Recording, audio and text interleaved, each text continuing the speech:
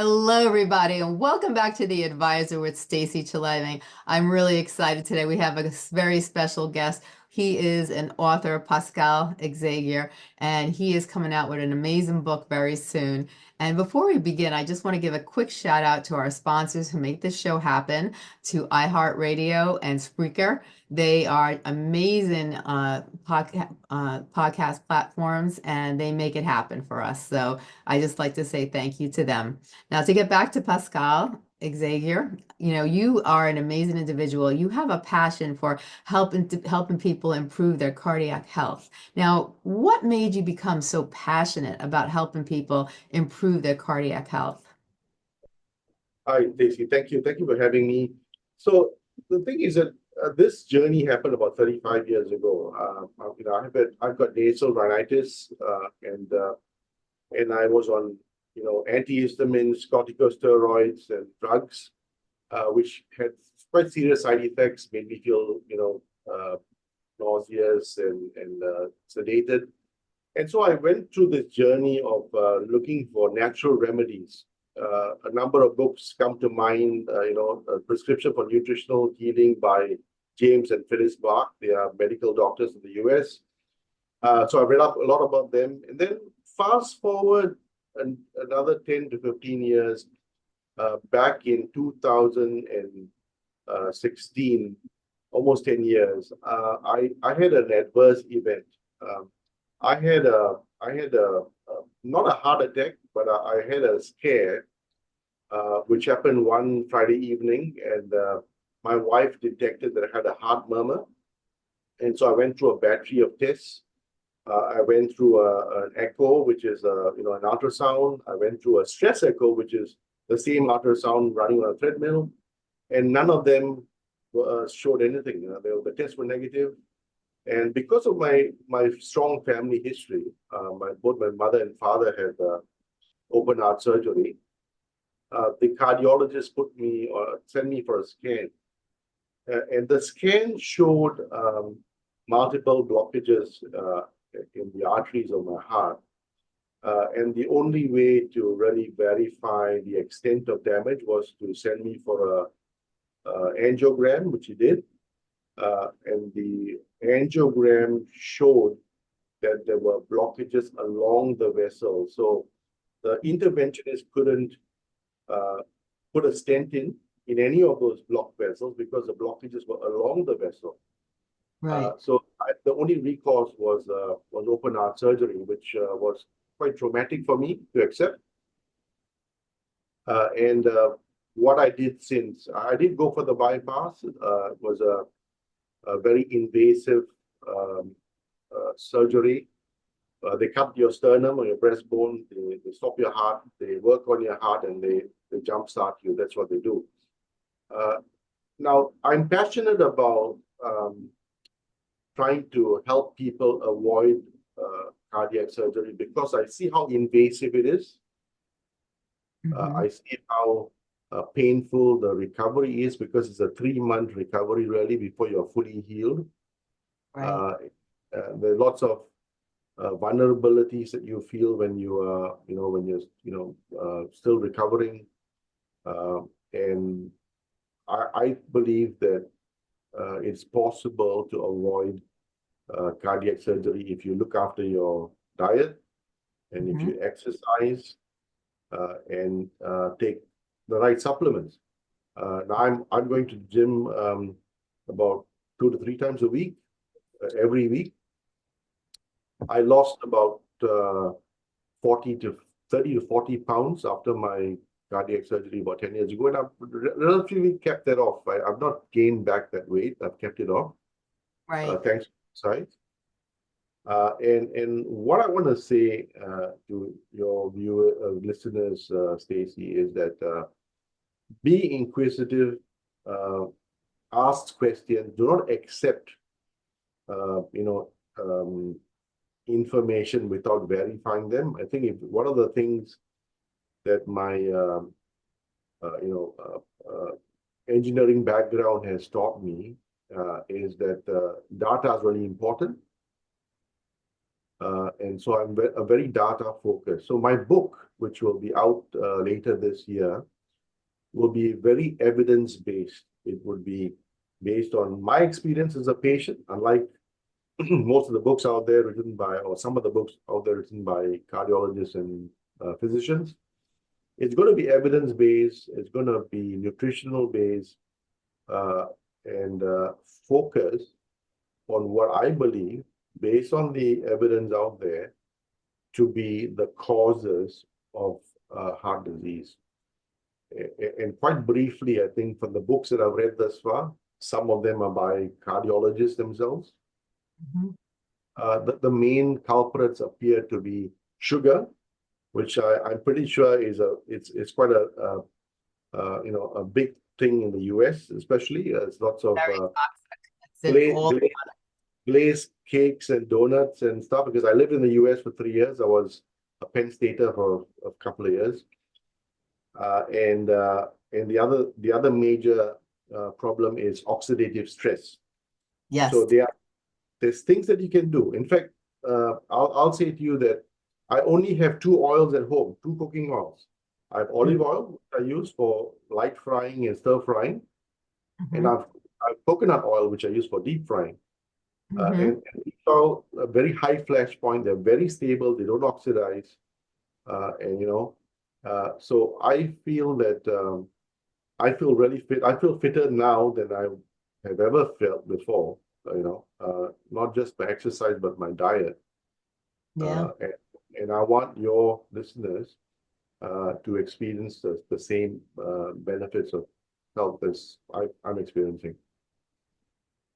I agree 100% with you. And the food industry is just very corrupt, and people don't care about the health of the individuals. They care more about selling food products. There are so many artificial ingredients in our food products that aren't supposed to be there. Some are cancer causing, some cause illness. If your body doesn't recognize it, it stores it. So then it leaches on to all our organs. And in time, people experience, different medical problems. It slows down the process of the organs and their functions. So then all of a sudden we're not functioning properly inside our bodies, and we are starting to deteriorate in the effectiveness of our bodies, and that's when all these diseases come up, including cancer. And that was, and sugar, like you had mentioned earlier, is a huge thing because they put it not just in the desserts, but in America alone, it's in every product. You have to look for those organic products, but and those organic products in America cost a lot of money, and not everybody can afford organic products. So that's a big problem too. So they go to the non-organic products, and a lot of those non-organic products are the ones filled with artificial ingredients and sugar. Everything is made with added sugars, and it's a big problem. And heart disease is a huge problem in America, a very huge problem. And you had even mentioned earlier, you were talking about statins, and you were talking about how dangerous they are, and how you don't feel that they really work. And please go on with your story, because I know that you had to get a statin also, and Yeah, you also had to get a stent put in you, and you felt like right. it didn't even help the statin. That's right, exactly. Because the thing is that what led me to question the effectiveness of statins is that I have a good friend who had a bypass a year and a half before I did, right? And uh, and I know that he has been on a very high dose of statins. I mean, it's maybe 40 milligrams of Crestor, which is a very high dose to be on, right? Hmm. And he does bloods, and his blood levels are below 3, as cardiologists recommend. But what was very strange is that barely a year and a half after his open heart surgery, he's gone for multiple stents. So the question is, if statins were really that effective and cholesterol was a real culprit, right? Then Yes, then then why did you have to go for stents? You know? right, Yeah, exactly. and my observation has been, and there's no judgments on him because he's free to eat what he wants, but my observation of him is that he loves and has this weakness for sweet products. I mean, things like cakes and cookies and chocolates. and they're high sugar, that's high sugar. And so it appears to be true what authors like Dr. Joni Borden and the PhD Stephen Sinatra, the ones who wrote the book The Great Cholesterol Myth. I think that's an excellent book. It's an excellent book. And they say that really, as you have mentioned, Stacey, the two big things, the two big causes of cardiac disease are sugar and oxidative stress caused by poor oils and reheated oils and oils left out in the atmosphere. Now, when it comes to improving, and just before I ask you this question, I'm just going to make one comment is that, when a lot of people I knew that were on statins, a lot of them claim to have joint pain. And, their doctors actually diagnosed them with, some type of chronic disease, or they said they had fibromyalgia and they had, some type of arthritis going on. Yeah. And once they stopped, I said, when I mentioned about the statins to them, one of them broke it up and took a half a pill instead of a whole pill, and the chronic pain in her hands decreased. Then she Yeah. stopped the pill and she had no pain in her hands. Yeah, so definitely. The statins have a variety of side effects. Certainly, one of them is muscle aches and joint aches.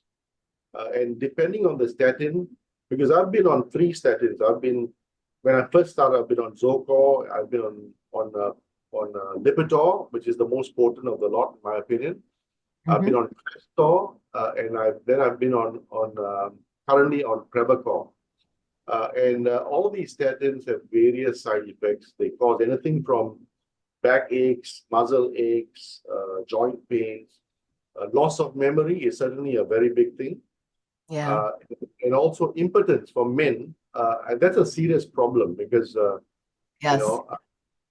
it definitely causes impotence. And the good news is that all these side effects are reversible. When you stop statins, they reverse and you go back to normal.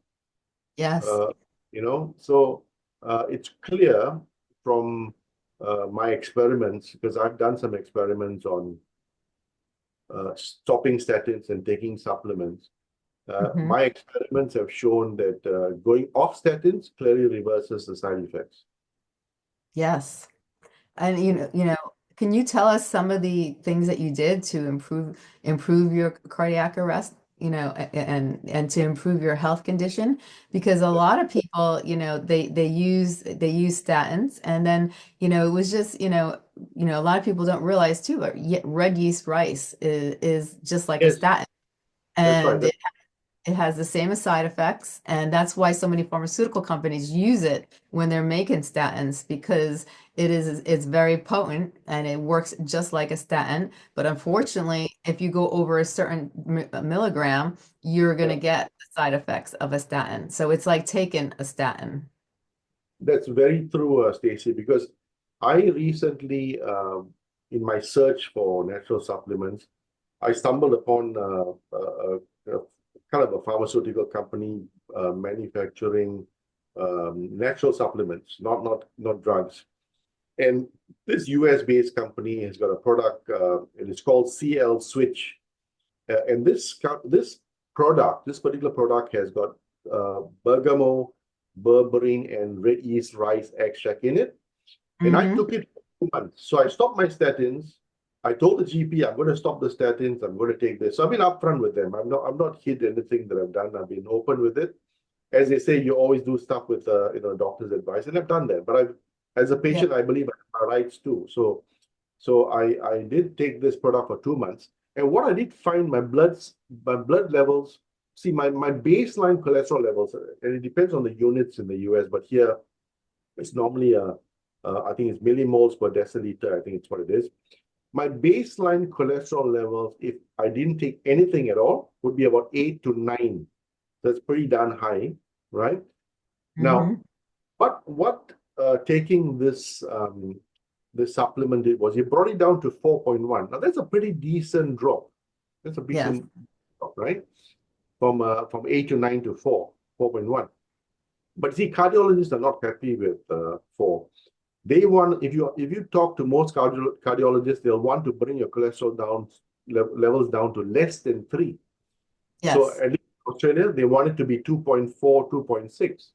And that's what my cardiologist wants too. He wants me to bring it down to 2.4, 2.6. Now, taking statins would help you do that. But then you see the side effects surface, your back aches, your muscle pains, your joint pains, your impotence, the muscle memory loss.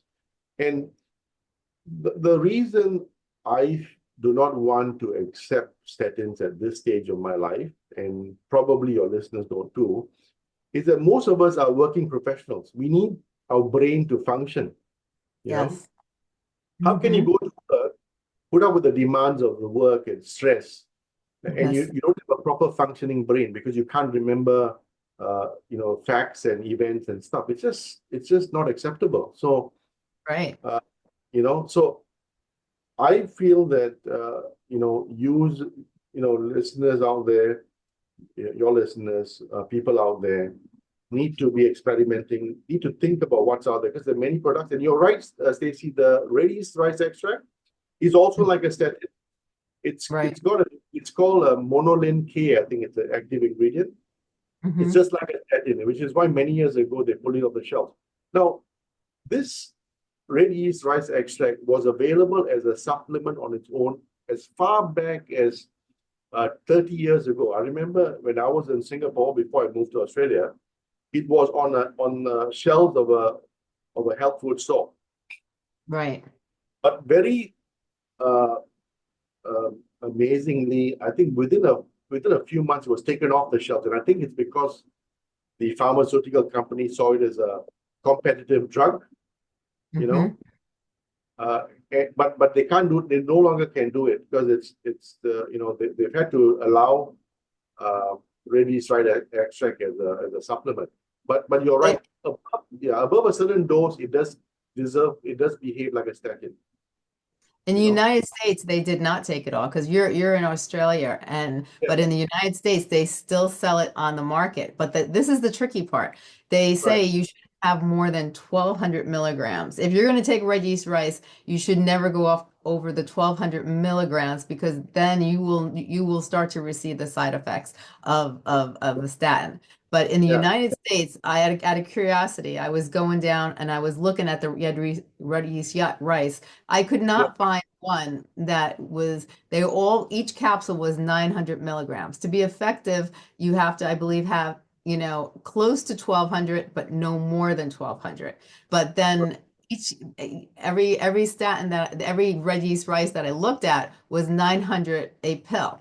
And they didn't, and so you had to take 2 pills in order to get close to the 1,200, but they didn't make it. So you were going to get the statin effect, Yeah. because they want it to be effective. But Yeah. now you're going to get the symptoms of a statin also and not even Yeah. realize. Sure. Now the thing is, it's great that you mentioned this because this particular company in the US that manufactures this product as a supplement, they recommend 2 capsules a night, but the 2 capsules a night give 600 milligrams of raised right extract. That is why they were able to operate under the radar, I think, Mhm. because it's a supplement if it's less than 900, right? According to what you're Right. saying. Now, but is this 600 that brought my levels down from 8 to 9 to 4.1? So imagine if I would raise it even a bit more, even in 900, I could potentially get a drop to about 3 point something, Yes. which may be borderline acceptable by a cardiologist. So what I would say is, don't give up. I'll say to your listeners, don't give up. You may not necessarily have to take the 1,200 milligrams because there's increasing evidence by cardiologists out there, the ones that are open to alternative therapies, like this Dr. Bowden and this Frank Sinatra, Steven Sinatra, that it is possible that cholesterol is not the main culprit. That's the underlying research right now. Yes. Cholesterol is not the main culprit. It's sugar, and it's oxidative stress. These are the two main things that you get from the book, right? And Yes. and I do agree with you that companies like Kellogg's and General Mills and all these companies that I'm well familiar with because I live in the US, Yeah. they've got sugar in Fruit Loops, they've got sugar in Cocoa Pops. It's a ridiculous amount of sugar, and it's exposing children to an obscene amount of sugar at such a young age. You know, Yes. and it's no wonder they're hooked on it. So as an adult, you're finding it difficult to kick or to go off sugar because cakes are glazed, donuts are glazed, they're jam filled, jelly filled, Uh, I it was hard. I started to take sugar out of my diet, and then it was like trying to get off of heroin. It was very hard to get off of the sugar, and people don't realize that, but it's like it become a lot of those foods make your brain addictive. The sugar makes you want to eat more. The sugar, makes certain parts of your body operate differently. So yeah, getting off sugar for me was very difficult. But once I got off the sugar and all this, I got side effects from getting off the sugar. Once that passed, I yeah. no longer had an urge for sugar anymore. And when I do eat something sweet, I actually don't like the taste of it anymore. And my health improved tremendously once I got off the sugar, but it was very hard to do. Very hard, exactly. And here's another interesting thing, Stacey, because after my bypass, I was almost going to give up, drinking. I'm not a heavy drinker, but I enjoy, a couple of glasses of wine, a red wine in particular. Right. And I find that a lot of wines, I'm not sure about the wines in the US, but Australian wines, there's some wines that are really sweet, You're you know. right. Hmm. And so I was about to give it up, and then I went into a bottler, a liquor shop, and the guy said to me, "Look, why do you need to do that? You just need to explore where the wine is from, which region, you know." So Yes. so French wines are dry; they're not as sweet. Hmm. And there's some wines from the Margaret River region in the US. And no, Australia is a very great wine producing country.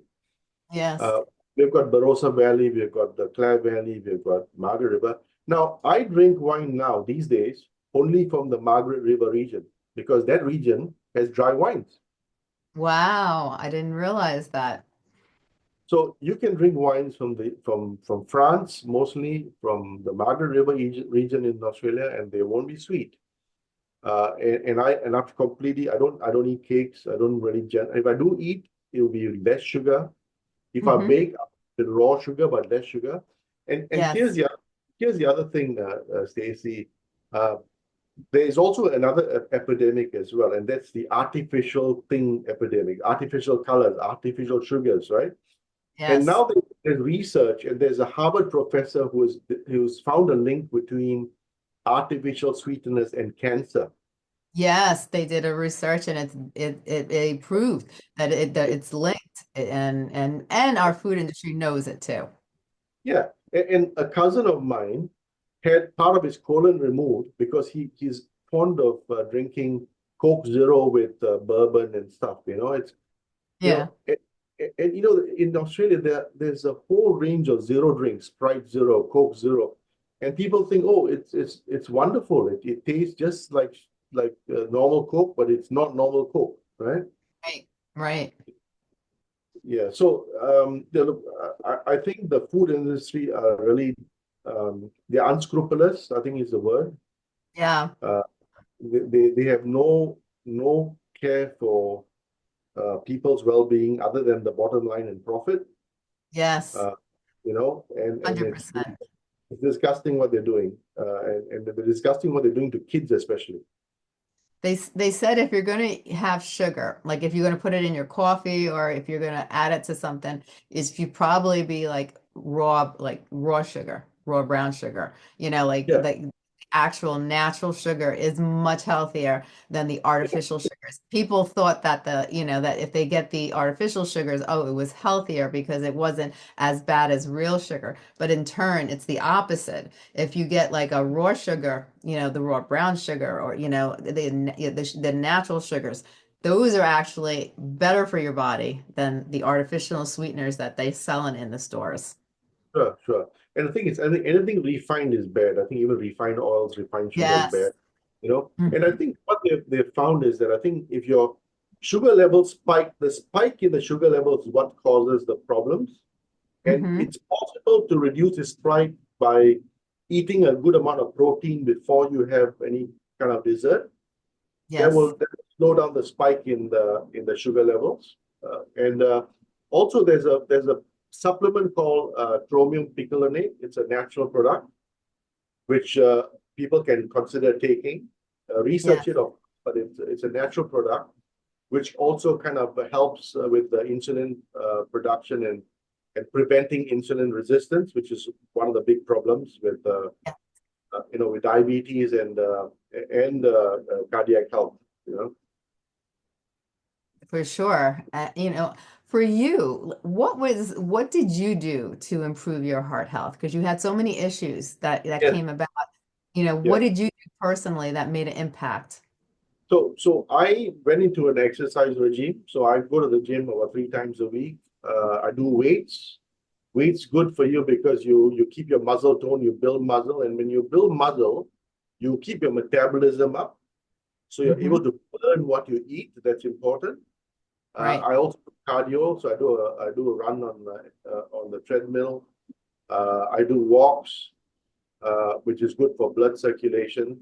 There are supplements that you can take. I mean, there's ginkgo biloba. It's a very long researched uh, herb that is good for blood circulation and variety of other things. I take there's vitamin E. I take vitamin A. I kind of uh, many years ago when I was in the US, I did dabble a bit with probiotics. Hmm. Uh, it is the natural gut bacteria that you have in your colon and your intestines. It has been researched to prove that it does affect your immune system positively. Hmm. I also take probiotics regularly to make sure that I've got good gut flora because that affects the immune system. Yeah, so Hmm. exercise, supplements, and I watch my diet. So I drink dry wines if I like red wines that are not sweet. I'm not a beer drinker, so I don't have that much of a carb overload. I cut down on my carbs, so I don't eat much rice. And if I take rice, I take brown rice, which is a high fiber rice. Right. And I always make sure that I have protein before I take my carbs, so I kind of reduce that sugar spike. You know, They they mention, that a lot of diseases that come about are because of the refined and processed foods. yeah, The yeah, because once it's reprocessed, all the nutrients are out, and it's no longer a real food. And it has a lot of ingredients in it that they put after they reprocess it to keep it fresh, to keep it longer, to keep it looking better than the norm of what it is when it actually comes, when it's grown.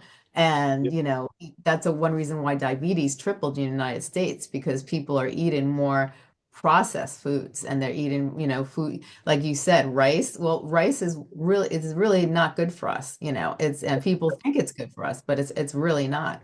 And then yeah, a lot of the pastas too. yeah. Yeah, because most of them are refined, flour, and that's normally best to just have it in the raw form Hmm. and have a lot of fiber with it rather than, in white bread, they strip all the fiber from bread and they bleach it. Yes. So so that's not good. And as mentioned, I mean, it's the sugar spike that's the cause of diabetes because your body is overwhelmed with all the sugar in the bloodstream and your insulin can't keep up to try to take the sugar into the cells. Yes. Very So true. so having a high fiber diet, cutting down on eliminating refined sugars, eating protein before any carbs helps with that, reducing that sugar spike, which is Yes. responsible for the damage. Um, So look, Stacey, I feel that my book is going to help a lot of people. I mean, I'm only scratching the surface here. There's lots of stuff that I will include in my book. It's going to be from a patient's perspective. It's going to include all my bloods from 25 to 30 years, my cholesterol and all the experiments I've done. And I want to just share this with people out there globally, so that they can understand that there are alternatives out there and we don't have to rely on drugs. Yes. Now, you said that it would probably come out within this year. At the end of the year, you'll probably have the book ready. That's right. Yeah. Yeah. I'm thinking maybe October, November is what I'm targeting. And they could probably go on your website to find it, correct? When it first Yes, comes out. yes, they can. And I'm going to publish it on Kindle as well. I mean, it's going to be an Amazon book for a start. It's going to be a KDP. Hmm. It's going to be available on Amazon. And then I'm going to, depending on how it goes, I'm going to publish it with a publisher as well. So, because I really want to, and that's why I'm not rushing it, because I want to put in real good effort into the book. It's going to be very affordable, I can assure you, but I'm going to put a lot of effort in, quote references. So anything that I quote in the book is going to be evidence-based. It's not going to just be based on hearsay or what I think. There'll be some Right. observation, obviously, but a lot of it is going to be evidence-based. Yes. That's wonderful. Now, if you had to take today's conversation, you really wanted to pull out a couple of important aspects that you want to emphasize to the listeners, what would be some things that you'd like to emphasize today? Okay. So I'll say get on an exercise regime. I mean, if you're not exercising, if you're very sedentary, depending on your work, you know how stressful work can be. In the most jobs are desk bound today. Get Yes. out there, do a lunchtime walk, go for a swim, or walk in the evening, or get subscribe to a gym, go to a gym 2 to 3 times a week, exercise for at least an hour a day, I would say. That's Yes. from an exercise standpoint. From a dietary standpoint, question whatever you have on the supermarket shelves, because I think about 60% of the stuff on the supermarket shelf should not be there. It Right. should not. They are marketed as 5 star. They are marketed as healthy products, but they're not. You can't take their word for it. There's a lot of politics involved. There's organizations in bed with each other, and to give each other a pat on the back, and they label stuff 5 stars and 4 stars, but they're not really 5 or 4 stars. So question it. Do your research. Google. Research up journals. Find out what's happening out there. And on the drug standpoint, always work with a doctor. I'm not suggesting you do stuff without supervision, medical supervision, but however, question it, do your research, and try as far as possible to go towards natural supplement, is what I would say. Now, do you have any services that you provide? Well, I do have, I guess I do have like a counseling kind of service. I've had my website. I'm currently on a full-time job at the moment, so that's why I'm not as active as I would be.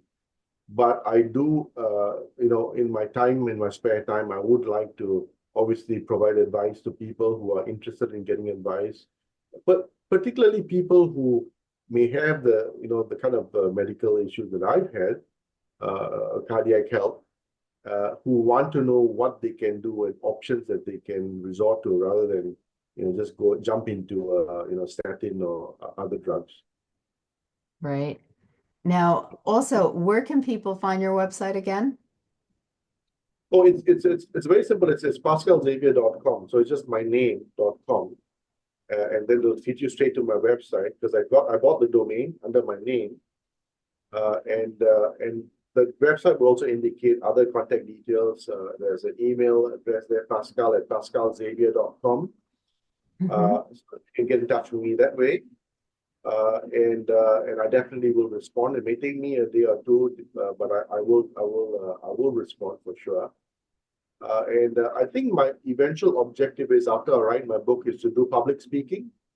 Hmm. Uh, and that's where I might give a keynote address for like an hour or so, or 2 hours, to corporate organizations, Right. because there is a vested interest for companies to make sure their employees are healthy. Because if their employees are healthy, they're more productive.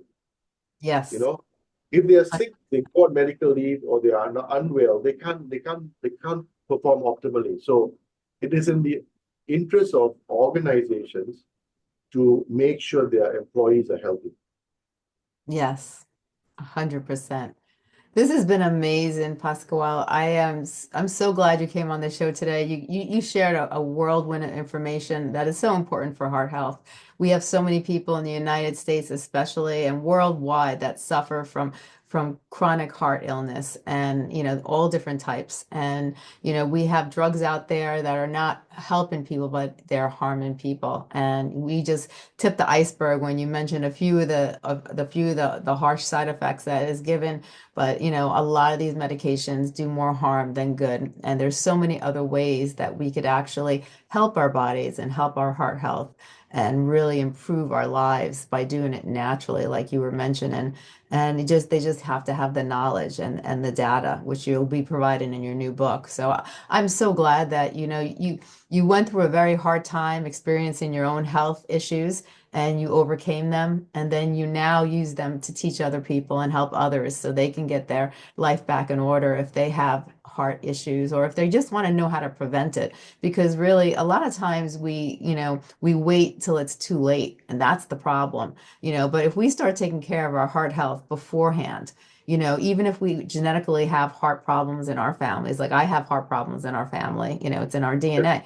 But that doesn't mean we can't change it for ourselves. Even though it's in our DNA, if we start changing the way we live and changing the way we do things, we could prevent heart health from occurring, diseases from occurring, and we could have good heart health. So people like Yep. you are needed in this world to educate others, and you're doing that. And I would just like to thank you. I'd like to thank you for overcoming your obstacles and being able to share them with people and also giving such great solutions to help people improve their heart health. So thank you so much for being on the show, and I really enjoyed this session.